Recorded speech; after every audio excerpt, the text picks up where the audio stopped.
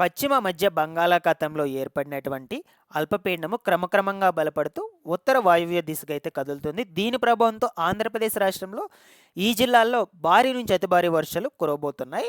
Hello అండి, welcome back to talent మంత్రి YouTube channel. తాజాగా మన ఏపీ, తెలంగాణ రాష్ట్రాలకు సంబంధించిన వెదర్ రిపోర్ట్స్ అయితే వచ్చాయండి. సో మీకు ఈ వీడియోలో క్లియర్ ఇన్ఫర్మేషన్ అయితే అందజేస్తాను. రానున్నటువంటి 24 గంటల పాటు వెదర్ ఎలా ఉండబోతుంది, ఎక్కడెక్కడ భారీ వర్షాలు కురిసేందుకు అవకాశం అయితే ఉండొచ్చు అనే విషయం గురించి చెప్తాను. మీరు తప్పకుండా వీడియోని అయితే ఎండ్ వరకు చూసి ప్రజెంట్ మీ యొక్క పరిసర ప్రాంతాల్లో వెదర్ ఎలా ఉందో కూడా కమెంట్ సెక్షన్లో కమెంట్ చేసి అయితే తెలియచేయండి. ఫస్ట్ టైం ఎవరైనా ఛానల్ని చూడడానికి వచ్చినటువంటి వాళ్ళు ఉన్నట్లయితే ఛానల్ని సబ్స్క్రైబ్ చేసుకునేసి బెల్ ఐకన్ అయితే ఆన్లో పెట్టుకునేసండి. లేట్ చేయకుండా టాపిక్లో కనుక వచ్చేసినట్లయితే మనకు ఈ యొక్క పశ్చిమ మధ్య బంగాళాఖాతంలో అల్పపీడనం అయితే ఒకటి ఏర్పడింది అనమాట. ఈ అల్పపీడనం వచ్చేసి రానున్నటువంటి 24 గంటల లోపల తీవ్ర వాయుగుండంగా అయితే బలపడి ఉత్తర వాయువ్య దిశగా అయితే కదలబోతున్నట్లు వాతావరణ శాఖ అధికారులు లేటెస్ట్గా అప్డేట్ అయితే రిలీజ్ చేశారనమాట. ఈ యొక్క అల్పపీడనం వచ్చేసి తీవ్ర వాయుగుండంగా మారాక శుక్రవారం తెల్లవారుజామున మనకు తీరం అయితే దాటుతుందని చెప్తూ ఉన్నారు. అది కూడా ఒడిశా ఉత్తరాంధ్ర తీరం మధ్యలో తీరం అయితే దాటుతుందని అంచనాలు అయితే వేస్తూ ఉన్నారనమాట.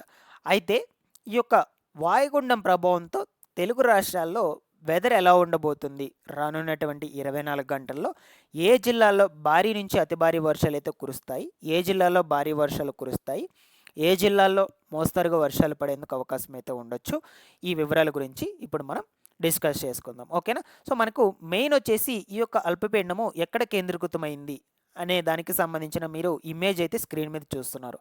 సో ప్రజెంట్ మనకు ఈ యొక్క అల్పపీడనము ఇక్కడైతే కేంద్రీకృతం అయితే అయిందనమాట. సో ఇది వచ్చేసి మనకు ఏ దిశగా అయితే కదులుతూ వెళ్ళి తీరం అయితే దాడుతుందో దానికి సంబంధించి ఆరో మార్క్ కూడా మీరైతే ఇక్కడ చూస్తూ ఉన్నారు. సో మెయిన్ ఏంటంటే మనకు కోస్తాంధ్ర తీరాలకు ఆనుకుని ఏర్పడింది కాబట్టి దాన్ని బట్టి మీకు అయితే అర్థమై ఉంటుందన్నమాట. ఈ యొక్క శ్రీకాకుళం కావచ్చు, విజయనగరము, పార్వతీపురం మన్యము, విశాఖపట్నము, అనకాపల్లి, అల్లూరి సీతారామరాజు, కాకినాడ, తూర్పుగోదావరి, అంబేద్కర్ కోనసీమ ఈ జిల్లాలకు భారీ నుంచి అతి భారీ వర్షాలు గంటకి 40 నుంచి 50 కిలోమీటర్లతో కూడుకున్నటువంటి భారీ వర్షాలు నమోదవుతాయని వాతావరణ శాఖ అధికారులు సో మనకు ఈ జిల్లాలకు వచ్చేసి కొంచెం డేంజర్ అలర్ట్ అయితే ప్రకటించడం జరిగిందనమాట. ఓకేనా. మీరందరూ కూడా కొంచెం అప్రమత్తంగా అయితే ఉండండి. ఈ యొక్క వాయుగుండం వచ్చేసి మనకు శుక్రవారం రోజున తెల్లవారుజామున అల్పపీడనము తీరం అయితే దాటుతుంది. అప్పటి వరకు వర్షాలు అనేటువంటివి కంటిన్యూగా అయితే కురుస్తూ ఉంటాయన్నమాట. ఇప్పటికే ఇదివరకు వచ్చినటువంటి అల్పపీడన ప్రభావంతో ఎఫెక్ట్ వచ్చేసి మ్యాక్సిమం మనకు ఈ కోస్తాంధ్ర, ఉత్తరాంధ్ర ప్రాంతాల వైపే ఎక్కువగా అయితే చూపించింది. బట్ అగైన్ మళ్ళీ ఇక ఇంకొక అల్పపీడనం అయితే బే ఆఫ్ బెంగాల్లో ఏర్పడడం జరిగింది. దీని ప్రభావం కూడా ఈ ఉత్తరాంధ్ర, కోస్తాంధ్ర తీరాల వైపే చూపిస్తుంది అనమాట. ఇక రిమైనింగ్ మనకు మిగిలినటువంటి జిల్లాల్లో వచ్చేసి వెదర్ ఎలా ఉంటుంది. ఓకేనా. సో ఈ యొక్క ఏలూరు, పశ్చిమ గోదావరి, ఎన్టీఆర్, గుంటూరు, బాపట్ల, పల్నాడు ఈ యొక్క జిల్లాల్లో వచ్చేసి వర్షపాతం అనేటువంటిది అంత భారీగా అయితే కురవండి. కొంచెం మోడరేట్ రైన్ అయితే నమోదవుతుంది ఒక మోస్తరుగా. ఇక రిమైనింగ్ ఈ యొక్క దక్షిణ కోస్తాంధ్ర ప్రాంతాలు, రాయలసీమ, దక్షిణ కోస్తాంధ్ర ప్రాంతాలు ఏవైతే ఉన్నాయో వాటిలో వచ్చేసి అక్కడక్కడ జల్లులతో కూడుకున్నటువంటి రెయిన్స్ అనేటువంటివి నమోదయ్యేందుకు అవకాశం అయితే ఉండొచ్చు. వెదర్ వచ్చేసి మనకు ఫుల్ మబ్బులతో కప్పబడి అయితే ఉంటుందన్నమాట 24 గంటల పాటు వెదర్ అనేటువంటిది. సో ఈ విధంగా అయితే ఉన్నాయండి మనకు వెదర్ రిపోర్ట్స్ అనేటువంటిది. సో మ్యాక్సిమము ఈ యొక్క తెల్లవారుజామున శుక్రవారం తెల్లవారుజామున వాయుగుండం అనేటువంటిది తీరం దాటినప్పటికీ కూడా మనకు ఒక 2 రోజుల పాటు దాని ప్రభావంతో వర్షాలు అయితే కురుస్తూనే ఉంటాయి. అంత ఎఫెక్ట్తో కాదు, ఒక మోస్తరుగా కురుస్తూ ఉంటాయి. అండ్ అదేవిధంగా ఇక్కడ మీరు చూడొచ్చు తెలంగాణ రాష్ట్రంలో కూడా ఎక్కడెక్కడ వర్షాలు పడేందుకు అవకాశం అయితే ఉండొచ్చు ఈ అల్పపీడన ప్రభావంతో. మెయిన్ వచ్చేసి ఇక్కడైతే ఇచ్చున్నారు మనకు, బట్ లైట్గా కూడా తగలొచ్చు ఈ తెలంగాణ రాష్ట్రంలో. ఖమ్మం కావచ్చు, ఈ వరంగల్, రామగూడెము, కొత్తగూడెము, హైదరాబాదు, మహబూబ్ నగరు, మంచిర్యాల ఈ యొక్క ప్రాంతాలకు సంబంధించి కూడా కొంచెం లైట్ ఎఫెక్ట్ అనేటువంటిది అయితే తగలొచ్చు. బట్ ఇదివరకు ఏర్పడినటువంటి అల్పపీడన ప్రభావంతో కంటిన్యూగా తెలంగాణ రాష్ట్రంలో చాలా జిల్లాల్లో కూడా వర్షాలు అనేటువంటివి అయితే పడుతూనే ఉన్నాయన్నమాట.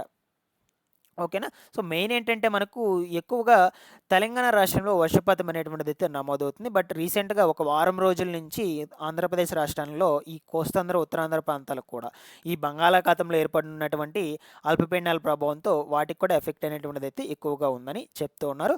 అండ్ అదేవిధంగా కొన్ని జిల్లాలకు వచ్చేసి ఆకస్మిక వరదలు వచ్చేందుకు అవకాశం కూడా ఉండొచ్చు అని చెప్తూ ఉన్నారనమాట.